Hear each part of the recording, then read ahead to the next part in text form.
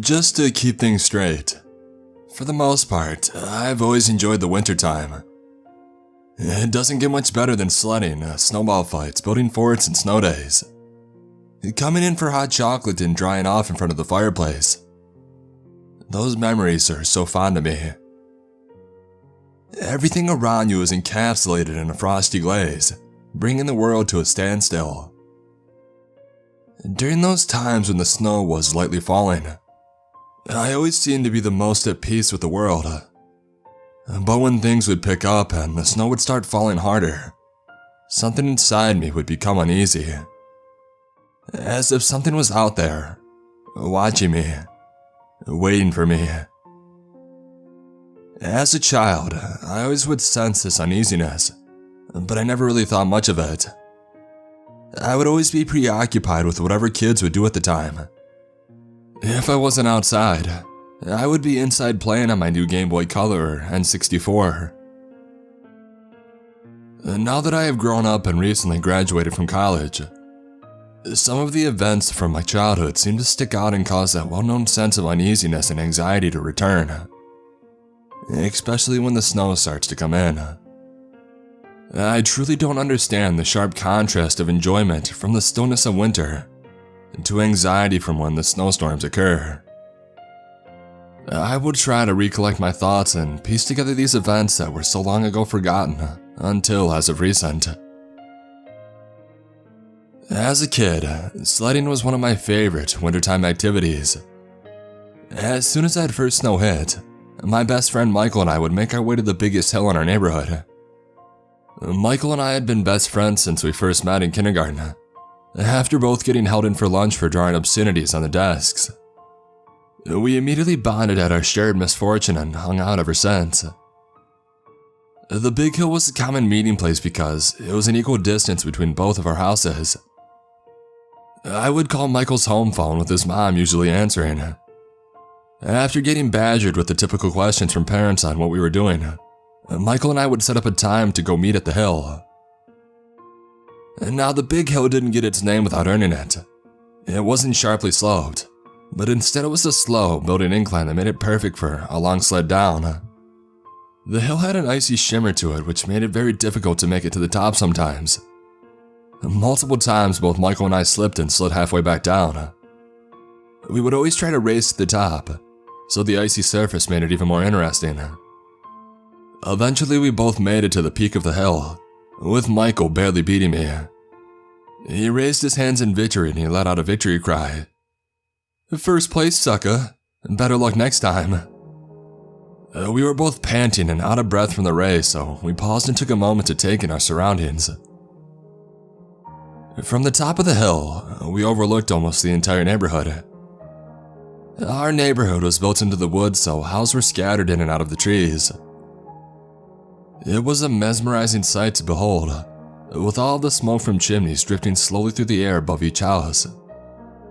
I could see the top of my house rather easily, along with Michael's not being too much farther. I remember that the stillness of everything around me stuck out. Michael and I were the only ones outside braving this cold weather, while everyone else stayed cozied up inside the warmth of their homes. After this brief pause to catch our breath, we readied ourselves for the first sled down. Michael yelled, "Ready? 3, 2, hey!" Before Michael could finish the countdown, I took off and I jumped on my sled, sending me zooming down the hill. I could hear Michael yell, "Hey, you cheater, get back here," as he followed on his sled in pursuit. And there was no catching up to me though. I cascaded down the hill and soon reached the bottom just before the woods. Michael soon drifted down as well and gave me a shove for taking off early. I laughed it off and we both raced back up the hill to go again. After a few hours of sledding, the sun began to slowly drift down across the horizon. Michael and I stood atop the big hill, ready to do one more sled down before heading home for the day. During our time sledding today, we had only gone on the main pathway positioned on the front side of the hill. Michael was tired of the same old path and wanted to try an alternate route for one of our last trips down the hill. The side pathway was much more steep than the rounded front path that we had been taking all day. The woods also enveloped the bottom side of this path, so you would have to be able to weave through the trees going down. In the past, I'd always been afraid to go down this side. The previous year, one of our friends, Jay, was dared to go down it and ended up running into one of the trees and breaking his arm. Ever since then, none of us have gone down it. Michael proceeded on though. He was ready to take on the challenge so he could brag about it at school to all of our classmates. Being just us two, I wasn't not going to go with him. Both of us steadied our sleds over the steep decline. Michael and I both looked at each other and gave the nod. Let's do this. After the words left our mouths, Michael took off down the hill. But I hesitated. Fear had gripped hold of me and I watched Michael glide down the snow and successfully evade the trees before entering into the forest. I shook off my fear and I slowly scooted over the edge. I careened down the hill, coasting in and out of the trees before hitting an unforeseen bump of snow at the edge of the woods. I launched into the air, and I landed on the ground with a hard thud. I laid face down on the snow, feeling the icy chill of it on my cheeks and nose. I slowly rose to my feet and I brushed the snow off of myself. I was slightly dazed from the wipeout, so it took a moment for me to find my bearings and realize that I was still in one piece. The forest itself was much darker than the hill, with many of the tall evergreen trees blocking out the last few feeding rays of sunlight that the day had to offer. This casted an eerie glow over the forest, making it seem like it was colored in an orange hue. I soon found my sled only a few feet away from where I had crash landed. Some of the plastic was broken off, causing the sled to appear jagged and unkempt. A new sled would definitely be needed. Irritated at the idea to even go down this side of the hill made me want to yell at Michael. I turned to look where he should have been, but he was nowhere to be found. I called out his name and I listened to it echo throughout the stillness and seclusion that the forest provided. I started to walk deeper into the woods, and about 20 yards later, I found Michael's sled completely intact, but no Michael. At this point, I thought that he was trying to play a prank on me, just to get back at me for jumping the countdown earlier today. I continued deeper into the forest, calling out his name and berating him because of my broken sled. Nice try, Michael. You're not gonna get me this time. Hey, and by the way, you owe me a new sled.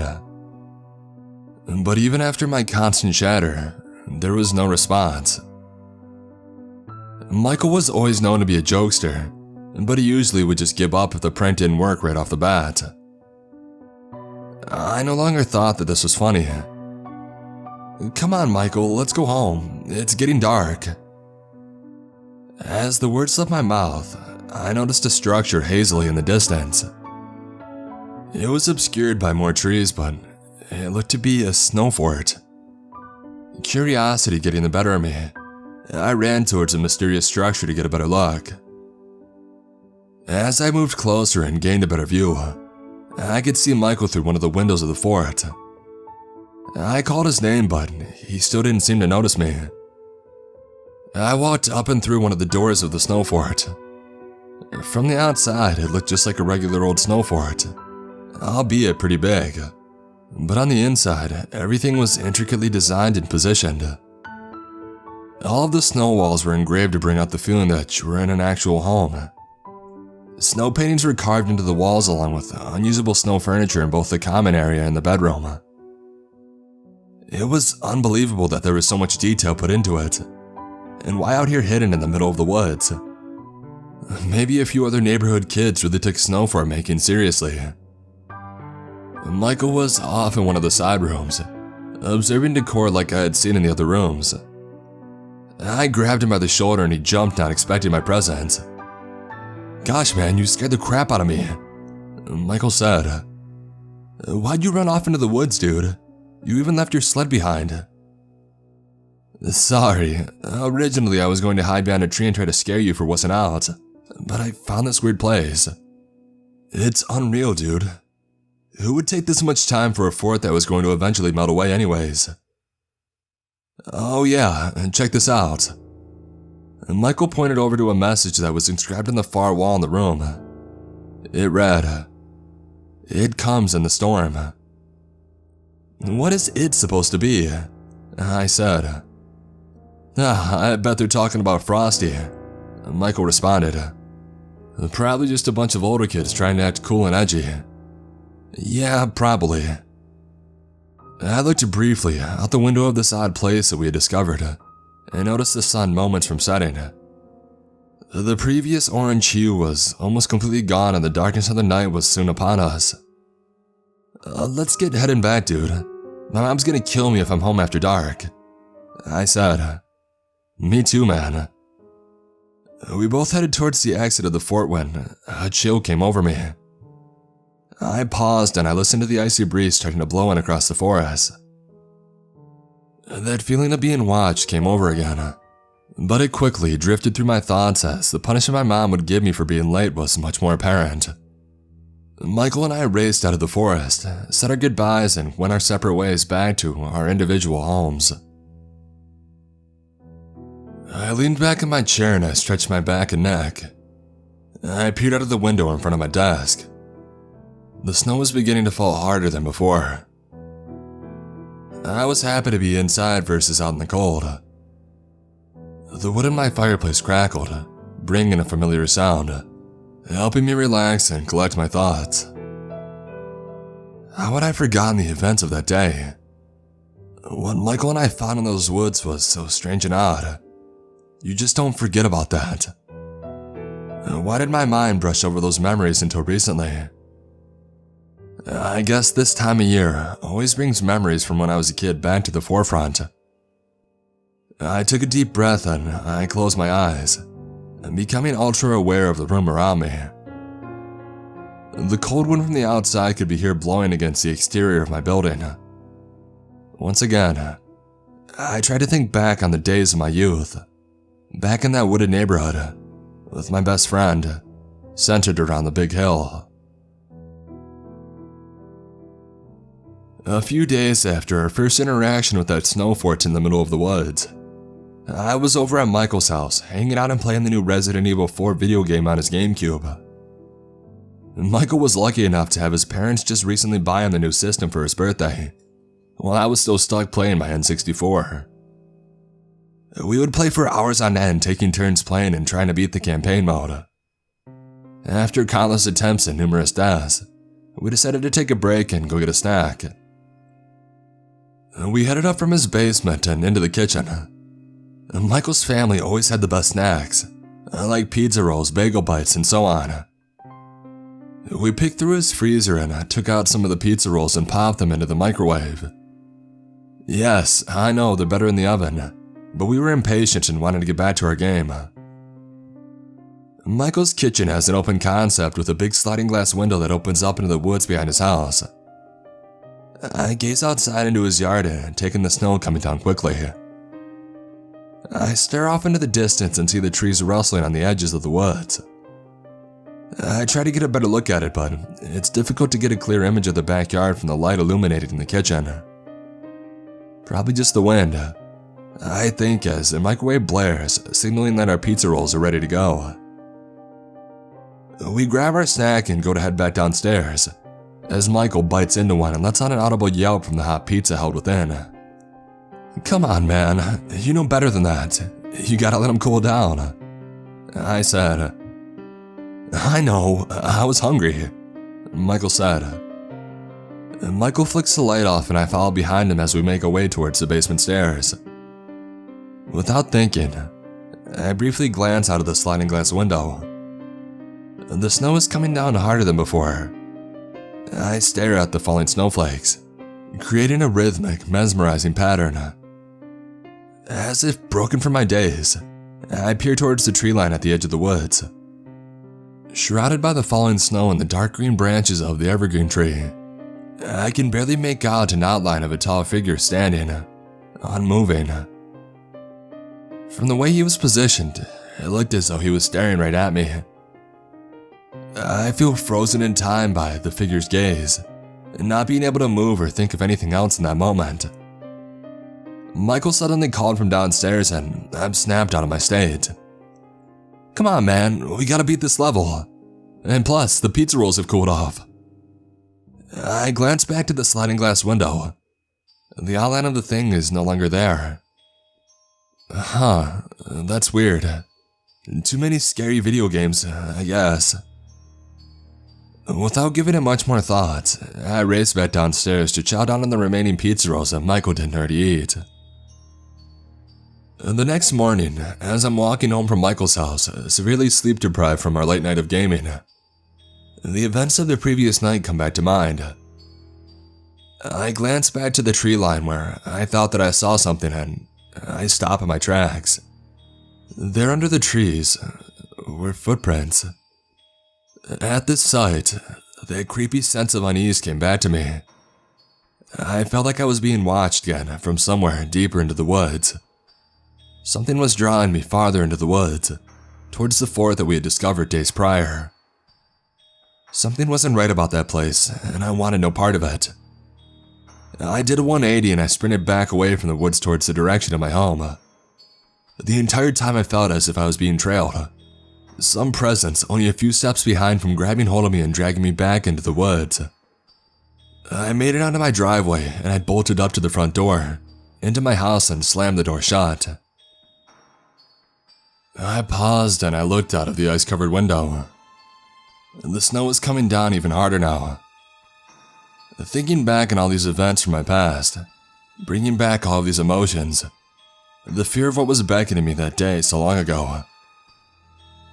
Ever since that day, things were pretty normal for the most part. Strange occurrences here and there, but nothing that brought an obvious cause for alarm. Michael and I grew up, went to different colleges. They were still within driving distance though, so we saw each other pretty often. College was a blast, even though I don't remember much from the numerous late nights of partying and shenanigans. As quickly as we'd gotten there, we soon both graduated and got full-time 9-to-5 jobs. Michael moved halfway across the country, while I only relocated to a different city, a few hours away from where I grew up. We tried our best to keep in touch, but life happens and people get busy. As I sat there, still looking out the window, watching the once soft and pleasant snow come down, much more furiously and menacingly, I realized that I couldn't remember the last time that I spoke with him. Without a second thought, I grabbed my phone and I dialed up Michael's number. On only the second ring, a familiar voice came through the speaker of my cell phone. Hey man, what's up? Oh, not much, just checking in. It feels like forever since we last talked. I know, sorry dude. It's just been so busy with work and everything. It's hard to keep up with all this stuff. I thought being a grown-up was supposed to be fun. No rules. We get to stay up as late as we want. Yeah, right. I'm in bed by 9 every night, it seems. I'm right there with ya. Hey, do you remember that time we went sledding and found that weird fort in the woods? Of course. I would never forget that day. That place was crazy. Whoever built that had way too much time on their hands. Did that place ever make you feel weird? Like something was there? A presence of some sort? Kind of. What really got me was that odd saying carved into the wall. Wasn't it like, a storm is coming? Oh, wait, no. It comes with the storm. Yeah, that was it. Yeah, that creeped me out. After that, I would always get this uneasy feeling about wintertime. I could never pick out exactly what it was, but it was always just unnerving. Me too. My girlfriend always thinks I'm crazy, but it's something about this time of year. How long has it been since you've been back home, Mike? Heck, man, not since high school. I couldn't wait to get out of there and do my own thing. As Michael grew older, his relationship with his parents faded and they didn't always get along the best. He was more than ready by the time college hit to take off and never come back. Yeah, it's been a minute for me as well. This might sound crazy, but I think when I head back home for Christmas, I'm going to try to go back to those woods and find that fort. Something about that place keeps drawing me back. That's wild, man, but you do you. If that fort is even still there, I'll give you $100. There is no way that it is. I mean, the chances of it actually being there were slim to none. But somewhere inside of me, I needed to see it to believe it. For some reason, though, I knew that fort would still be there. Exactly how it was all those years ago. I wish so much that it wasn't. But unfortunately, that Christmas wish didn't come true. I stood at the top of the big hill overlooking my old neighborhood, just as I did that fateful day of sledding. The chimneys were puffing smoke, bringing back that hypnotical feeling. The snow was coming down, becoming more rapid as the time went on. A storm was coming. I peered over the edge on the backside of the hill. It wasn't as nearly as steep as I remembered as a kid. It seemed like a mountain back then, but now not so much. Forgetting my sled this time, I slowly descended the hill, the wind and snow whipping in my face, causing a chill to come over me. Eventually making my way to the beginning of the forest, happy to be slightly covered from the wind by the broad trees standing tall. It all seemed so familiar, like I was back as a kid looking for a friend who had disappeared into the woods. I wandered cautiously deeper and further into the forest. An orange hue once again overcame the forest, peeking between the branches of the pine trees. Unlike at the top of the hill, everything in the forest seemed almost silent. No animals heard, no branches shaking in the breeze. Silence. I continued on for a short while until I stopped right in my tracks. For some reason surprised, but deep down, I knew that it would be there, unchanged, just the same as it was when I had first seen it. The snow fort. At that moment, I regretted ever coming out here. What was I thinking? Ignoring everything inside of me telling me to turn around and run, I made my way towards the structure. As I stood in front of the entrance to the fort, I could feel it again. I was being watched. I wasn't alone. I entered in through the narrow doorway, crouching and ducking my head. But once I was inside, the ceiling somehow opened up, allowing me to stand up fully once again. As my eyes adjusted to the darkness of the room, I gasped in shock. The once pristine interior was now disheveled and messy. I walked into the side room and once again saw the message on the wall. But this time, it was different. At least I thought it was. It had been so long. Engraved in the snow, it read, "The storm has come," came a voice from behind me. Slowly the engraving turned from a pure white to crimson red. Blood. And the presence, it was here. It wanted me to come here. I felt an unsteady icy breath on the back of my neck. It felt and sounded impatient, anxious, like it had waited years for this moment. I was frozen. My blood turned to an icy chill. I couldn't do anything. This was it. All these years, I knew deep down that I was being followed. That some evil had latched onto me all those years ago. And now that I was back, it was coming to claim what was rightfully theirs. The once peaceful weather that enveloped the forest was now a complete blizzard, making it difficult to see. The snow and wind weaving its way through the passages of the fort. It spoke again. "I've missed you. I've been watching you for a very long time.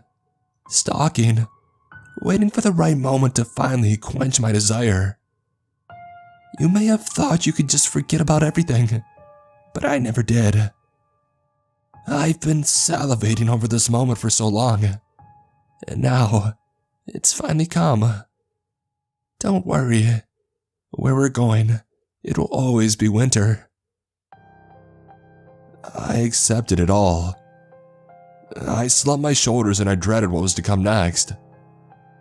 The thing exhaled one long breath, readying itself to feast. I closed my eyes.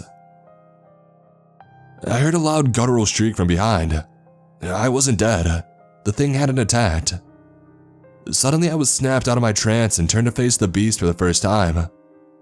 With the snow blowing violently, it was difficult to make out distinct features, but it laid crumpled on the floor in a mangled mess. Its limbs were extremely long and spindly, with a mouth filled with razor-sharp teeth. I glanced up from the mess below me to see Michael. He screamed at me, "Come on, go, let's go!" I herded the pile of flesh that lay before me and I took off behind Mike, through the doorway to the fort. We both sprinted in and out of the trees, trying our best to avoid smacking into them with the snow whipping at our faces. From behind, we could hear a large cry and then the creature taking chase behind us. It was much faster than we were, and it was gaining on us. Mike and I continued on with the end of the forest in sight, when suddenly Mike got tripped up on a fallen tree limb.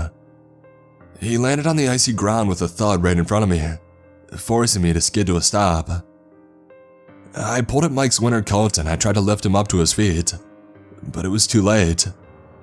The monster was upon us. It stood before both Mike and I, towering over us, inching closer to our impending doom. The beast grabbed me by the collar and it lifted me up, dangling me over its cavernous mouth. I could smell its acidic breath and prepared for the worst. Just then, a flame engulfed the beast, forcing it to release its grip on me and recoil. I glanced back at Mike to see him holding a can of hairspray and a lighter, not letting up at all. The beast let out some of the most terrible sounds that I have ever heard, shrieking until it eventually became silent. Mike and I didn't stick around long enough to see what remained of the beast. We ran out of the woods and directly back to Mike's old house. We sat in his parents' living room, recounting all of the events leading up to where we were now. Mike said that he had a strange dream about the first day we had found the fort, and had a feeling that something bad was going to happen. He dreamed of the beast and learned that the light itself heard it, so he assumed some makeshift fire would do the trick as well. He hurried home for the Christmas holiday, knowing that I would try to see the fort again, and caught me just in time. Without Mike, I would have been a goner and I wouldn't be sitting here telling this story. I owe my life to him and I know that our friendship will last a lifetime. I opened my eyes suddenly to my kids yelling and running into my wife and I's bedroom. "Christmas! Christmas! Santa came, Dad!" Many years after all these events transpired, I met an amazing woman at my new job who I'm lucky enough to now call my wife. We had 2 amazing kids and all in all, my life feels complete. I'm content with everything and I'm just happy to be spending time with my family during the holidays. After a long morning of opening presents and picking up the mess that the kids left, my wife and I were relaxing around the fireplace and cozying up. My youngest son, Nathaniel, comes in from outside, covered in wet snow from playing with his older brother.